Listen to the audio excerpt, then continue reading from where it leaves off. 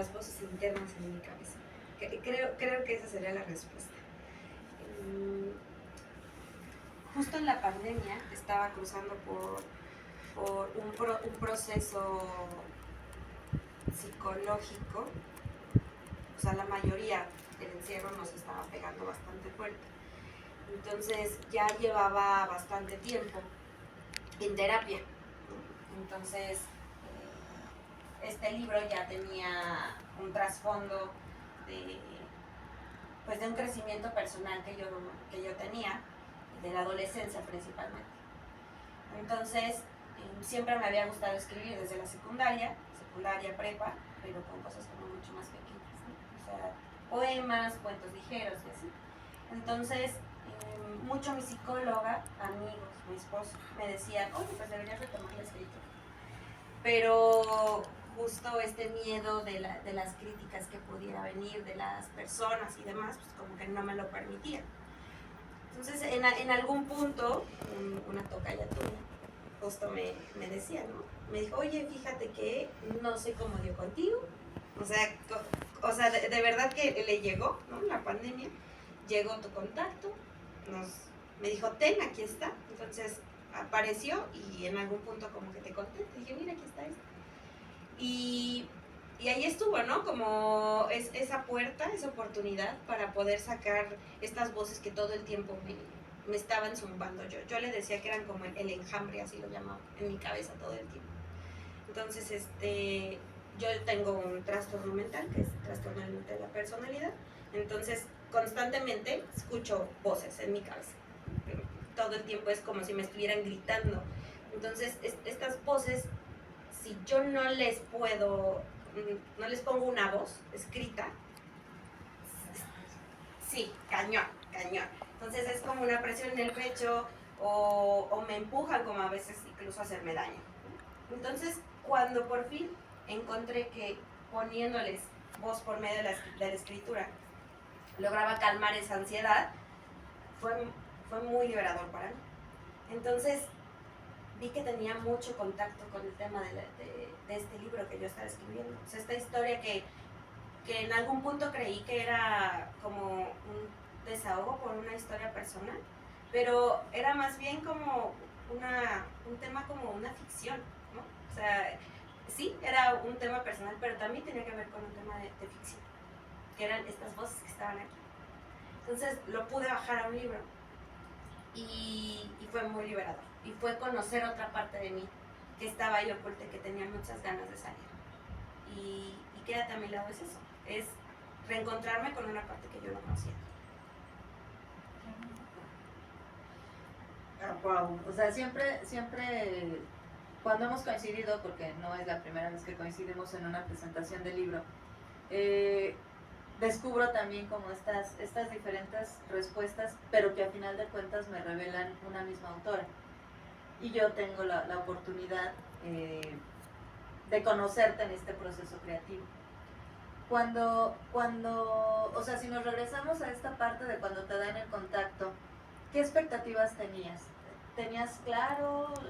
¿Había como una expectativa mínima? O sea, para lograr en el momento de decir, bueno, ok, voy a meterme a este curso a ver qué pasa, pero quiero lograr esto. O sea, como para llegar a esto en algún Ajá. punto, no, jamás.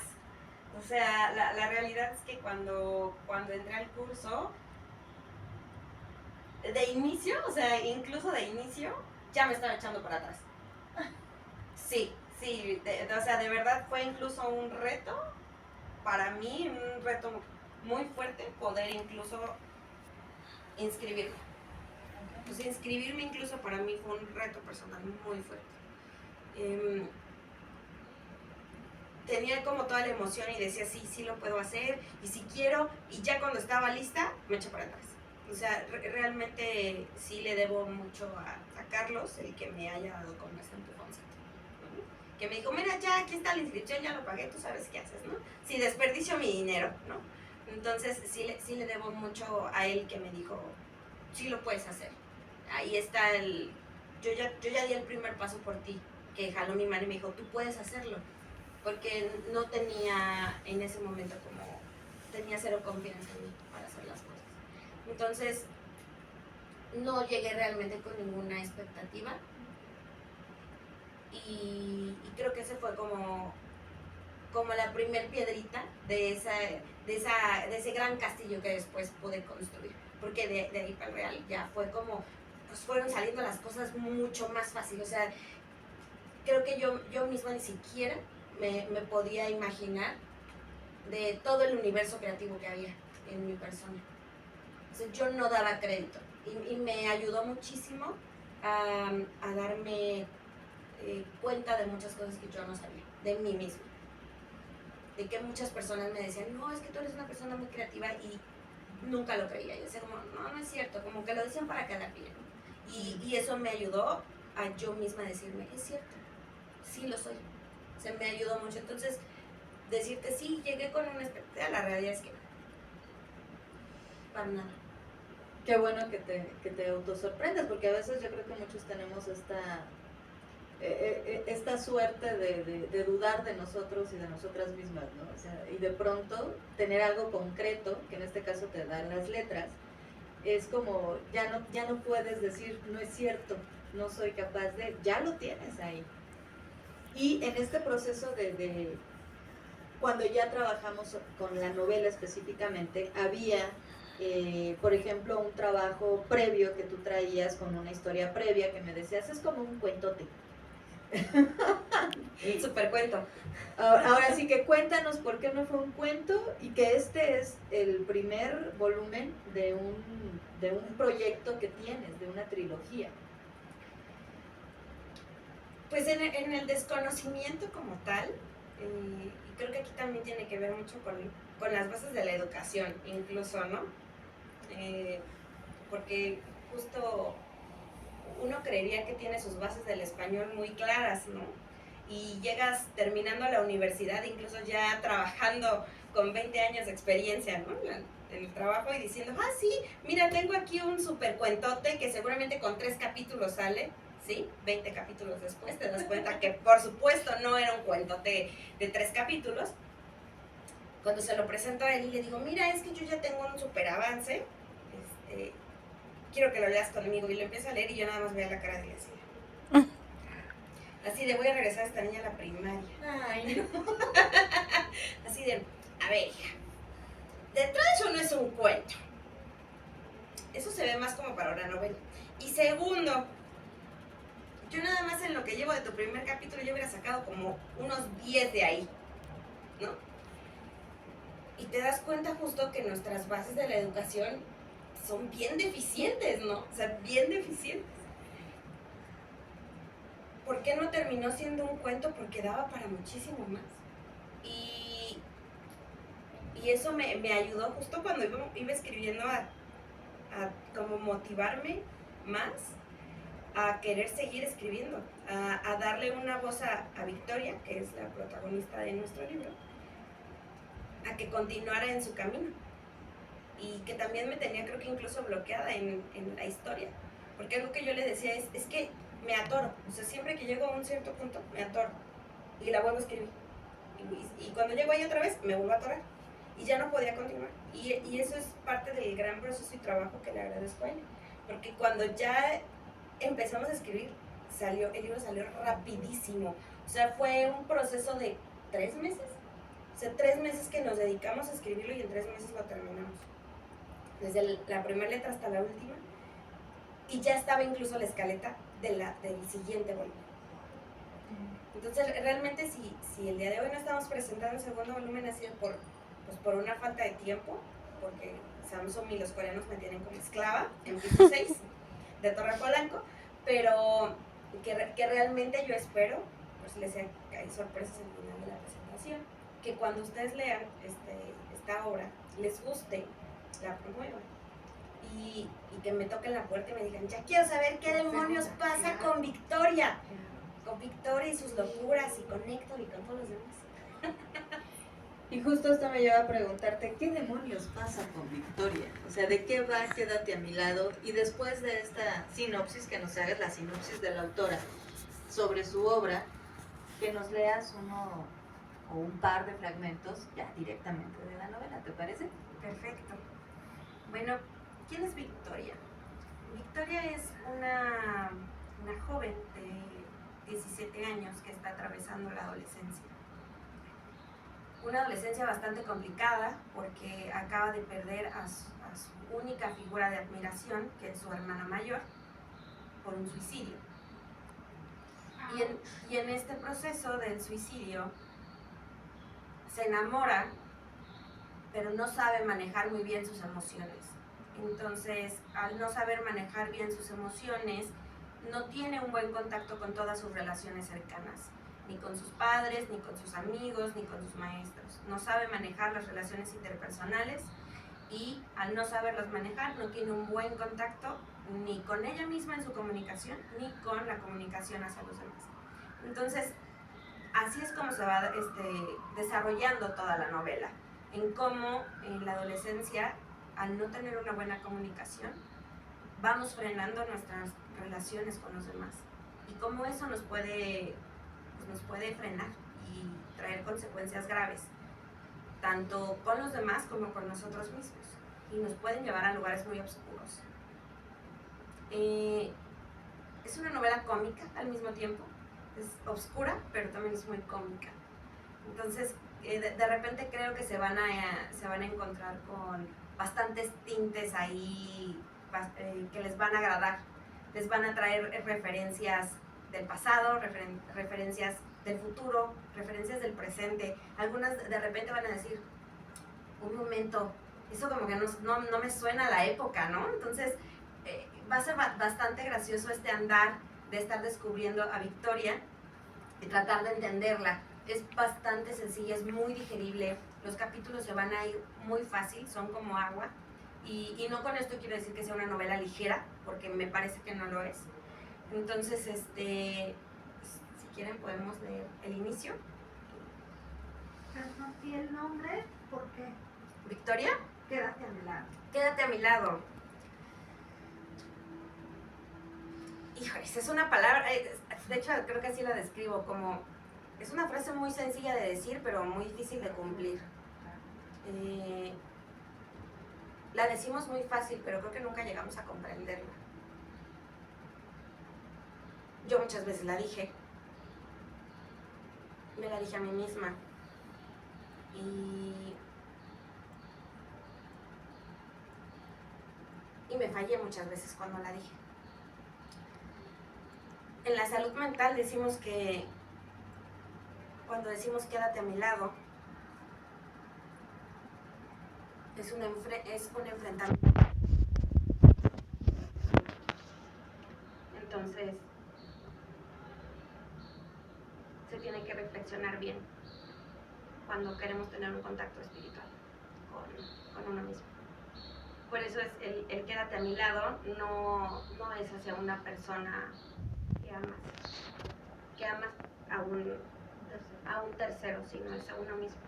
Entonces, el quédate a mi lado es de Victoria hacia ella misma. En particular, en esta novela, Victoria se va a enfrentar a 3 Victorias: la del presente, la del pasado y la del futuro. Y ese quédate a mi lado se lo dice a ella misma, para poderse unificar. Es el encuentro de Victoria con ella. Por eso se llama así la novela.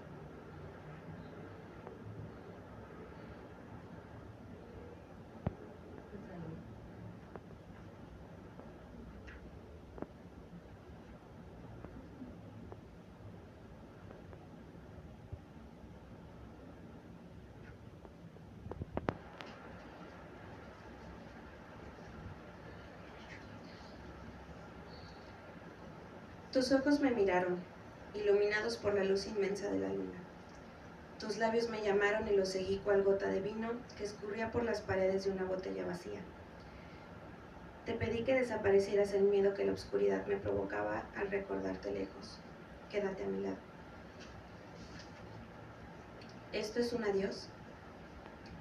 Quizás ella tomó las tijeras, pero fui yo la que movió los hilos de sus manos y las enterró en su piel. Era su sangre la que brotaba por sus muñecas, pero el líquido que corría y se se encucharaba en un lado de su vestido se llamaba culpa y estaba teñida de rojo. La culpa que invadía por callar, por haber visto todo y sellar mi boca. Mi delito era igual al de Adri. Ambas habíamos tomado la decisión de callar a nuestros corazones. Su muerte fue una breve pausa, un suspiro interminable e infinito para quienes nos quedábamos en el plano terrenal. Afuera de esta dorada, iluminada pero silenciosa habitación, todo se mantenía en movimiento. Los cantos de los pájaros no cesaban, y sus silbidos eran una hermosa melodía que acompañaba el inicio de su viaje. Frente a nuestros rostros, Adri yacía casi inerte. Era una delicada muñeca postrada en su cama, inmóvil, con piel lisa de porcelana. Su vestido blanco, pureza simulada de la túnica de una celestial, con mejillas ligeramente rosadas, sin rastro de imperfección. Y aunque sabíamos que había llorado, su maquillaje estaba intacto. En realidad, ella siempre era exasperadamente perfecta. Y la envidiaba por ello, pues aunque me esforzaba en cada intento por superarla, nunca estaba ni siquiera a un paso de alcanzarla. A veces, esa sensación de competencia me conmovía y me duele aceptar que muchas veces soñé con matarla, y se cumplió. Solo yo sabía la verdadera razón de su muerte. Ella fue asesinada. Le habíamos arrebatado la vida, y yo era uno de los autores intelectuales y materiales responsables de su muerte. Le arrebatamos la vida a un ser divino, el crimen más alto y atroz que existe, la muerte de un ángel. Y sí, si esto se supiera en un juicio ante la ley divina, los tres responsables tendríamos un castigo de la misma magnitud que nuestro crimen. En nuestras manos aún había los rastros de las brasas incandescentes que salpicaban a cada segundo con una firmeza. Sería el inicio de nuestra condena, pero hasta este momento aún no sabía lo que en realidad era el infierno, pero algo claro que pronto entraría en él. Físicamente mi hermana era un ser humano, pero su alma era un espíritu libre y bondadoso. Su voz era lo más cercano a un canto celestial. Nadie la vio irse, pero todos sabíamos que no volvería.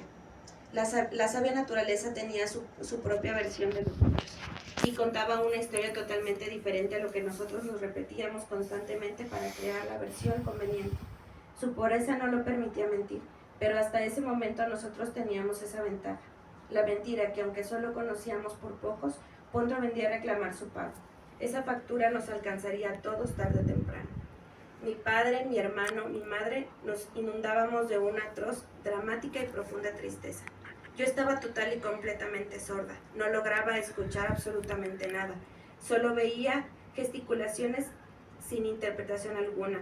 Su habitación servía de interlocutor, pues las cortinas bailaban al ritmo marcado por el viento y las reacciones que ocurrían a mi alrededor eran un déjà vu de todos los sueños y pesadillas juntos, pero a diferencia de todos ellos, esto era real. Todo era tan turbio, nublado y gris. Mi hermano era un roble que sostenía a mi desconsolado padre, quien yacía clavado al piso entre la espesa niebla del dolor. Mi madre se desmoronaba, había perdido a una estrella. Entre lágrimas y gritos corrió a su cama. La besaba, la abrazaba y le rogaba que despertara, pero ella no lo hizo. Adri ya estaba sumergida en un sueño profundo. Era un largo viaje del que ya no había retorno. Esa tarde de julio fue la última vez que Adri Solís vio un atardecer. Caminé con paso mecánico y tieso. Traté de no ser insolente. Limpié con un pañuelo desechable la poca salinidad que aún quedaba en la cuenca de sus ojos. No entiendo de dónde saqué el valor para verle al rostro. Cómo no enloquecí cuando vi sus inmaculados y desorbitados ojos azules. Quise y debía llorar, pero no pude. Estaba seca por dentro, consumida por el fuego eterno. Toqué sus largos, engarrotados y helados dedos. Los entreabrí lo más que pude y toqué una serie de cartas que resguardaban juntos a su pecho. Todas estaban atadas con listones ligas, los mismos listones que usarían las damas de honor en sus tocados. Al frente de todas ellas se veía una nota escrita a mano dirigida a mí. Aún en el lecho de muerte, Adri siempre iba un paso adelante. Parecía una burla, un plan bien diseñado encaminado a la venganza. No sé con exactitud qué ocurrió. Leía sus palabras y las intentaba procesar, pero todo transcurría en cámara lenta. No era racional, lógico ni coherente. Quiero despertar. ¿Qué estaba pasando con el mundo? Todo se destruía a pasos agitados sobre mi cabeza. ¿Cómo podríamos continuar con nuestras vidas? ¿Cuánto tiempo duraría esto? Solo eran 3 tristes líneas que me negaba a leer. Deseaba con tanto fervor intercambiar mi vida por la de mi hermana, una de las palabras que amaba, una de las personas que más amaba, pero al final solo tenía esto. Y, así como fui valiente para callar, tenía que ser fuerte para entender. Victoria. Esta es la última voluntad y es tu obligación cumplirla. Esto no podrá escapar. Nos lo debes. Así termina el primer capítulo. Todo comienza y termina contigo. Victoria, Victoria, dijo mi madre al intentar despertar.